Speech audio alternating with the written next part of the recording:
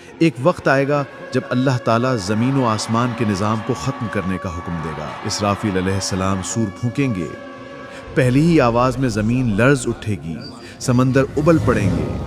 بسم اللہ الرحمن الرحیم۔ تمام تعریفیں اس اللہ کے لیے ہیں جو زمین و آسمان کا خالق ہے، جو زندہ کرتا ہے، مارتا ہے اور دوبارہ زندہ کرے گا۔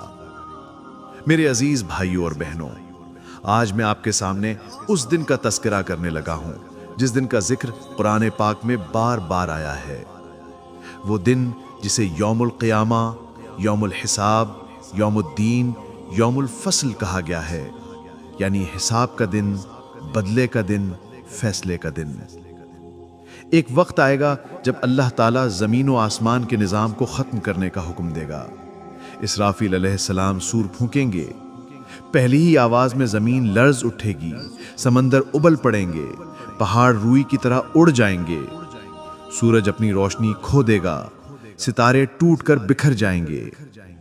قرآن کہتا ہے جب سورج لپیٹ دیا جائے گا، جب ستارے بکھر جائیں گے، جب پہاڑ چلائے جائیں گے، اس وقت کوئی کسی کو پہچان نہ سکے گا۔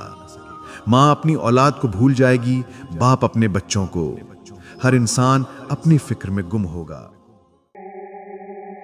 پھر اللہ تعالیٰ دوبارہ حکم دے گا۔ اسرافیل علیہ السلام دوبارہ سور پھونکیں گے اور زمین پھٹ جائے گی، قبریں کھل جائیں گی اور انسان دوبارہ زندہ ہو جائیں گے۔ قرآن کہتا ہے اور قبریں الٹ دی جائیں گی، جو کچھ سینے میں ہے وہ ظاہر ہو جائے گا۔ سوچئے وہ لمحہ کیسا ہوگا جب ہم اپنی قبروں سے نکلیں گے، گرد و غبار میں لپٹے، لرزتے ہوئے، آنکھوں میں خوف لیے۔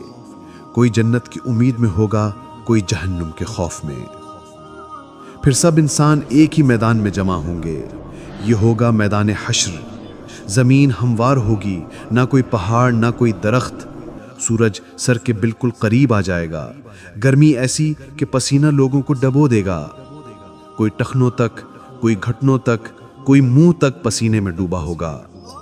ہر شخص اپنے اعمال کے بوجھ کے مطابق پسینے میں غرق ہوگا۔ لوگ ایک دوسرے سے کہیں گے کہ آؤ کسی کو بھیجیں جو اللہ سے کہے حساب شروع کرے۔ پھر وہ نبیوں کے پاس جائیں گے، حضرت آدم علیہ السلام، حضرت نوح، حضرت ابراہیم، حضرت موسیٰ، حضرت عیسیٰ، مگر سب کہیں گے آج نہیں، آج میرا نفس، میرا حال۔ پھر سب ہمارے نبی محمد صلی اللہ علیہ وسلم کے پاس جائیں گے اور عرض کریں گے کہ یا رسول اللہ صلی اللہ علیہ وسلم، آپ اپنے رب سے سفارش کیجئے کہ حساب شروع کرے۔ اور نبی صلی اللہ علیہ وسلم سجدے میں گر جائیں گے، شفاعت فرمائیں گے اور اللہ حساب کا آغاز کرے گا۔ یہی ہے وہ مقام جسے مقام محمود کہا گیا۔ پھر ہر انسان کو اس کا اعمال نامہ دیا جائے گا۔ کسی کو دائیں ہاتھ میں دیا جائے گا، وہ خوشی سے کہے گا لو پڑھو میرا نامہ اعمال، میں جانتا تھا کہ مجھے حساب دینا ہے۔ اور جس کو بائیں ہاتھ میں دیا جائے گا وہ چیخ کر کہے گا کاش مجھے میرا اعمال نامہ نہ دیا جاتا، کاش مجھے پتہ نہ چلتا کہ میرا حساب کیا ہے۔ فرشتے گواہی دیں گے، زمین گواہی دے گی، جسم کے اعضاء گواہی دیں گے، زبان، ہاتھ، پاؤں سب بول اٹھیں گے کہ ہم نے کیا کیا تھا۔ پھر سب کو پل صراط سے گزرنا ہوگا، ایک ایسا پل جو جہنم کے اوپر ہوگا، تلوار کی دھار سے زیادہ تیز اور بال سے زیادہ باریک۔ کوئی بجلی کی طرح گزرے گا، کوئی ہوا کی طرح، کوئی رینگتے ہوئے، کوئی گر کر جہنم میں جا پڑے گا۔ رسول اللہ صلی اللہ علیہ وسلم فرماتے ہیں اس وقت میں اپنی امت کے لیے عرض کروں گا یا رب میری امت، میری امت۔ اللہ اپنے محبوب نبی صلی اللہ علیہ وسلم کی شفاعت قبول فرمائے گا اور بہت سے گناہ گار مسلمانوں کو بخش دے گا۔ پھر اللہ تعالیٰ فیصلہ فرمائے گا، کسی کو کہا جائے گا کہ اے میری بندگی کرنے والے، داخل ہو جا میری جنت میں جہاں نہ موت ہے نہ غم، اور کسی کو کہا جائے گا اے نافرمان، یہ ہے وہ جہنم جس سے تجھے ڈرایا گیا تھا۔ جنت والے نور میں، نہریں، باغات، خوشبوئیں اور اللہ کی رضا، اور جہنمیوں کے لیے اندھیرا، آگ، چیخ و پکار اور پشیمانی۔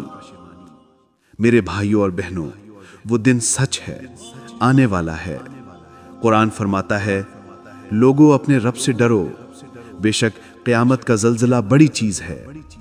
آج موقع ہے کہ ہم توبہ کر لیں، نماز قائم کریں، صدقہ دیں، قرآن پڑھیں، والدین کا احترام کریں اور نبی صلی اللہ علیہ وسلم کی سنت کو اپنائیں۔ کل شاید دیر ہو جائے۔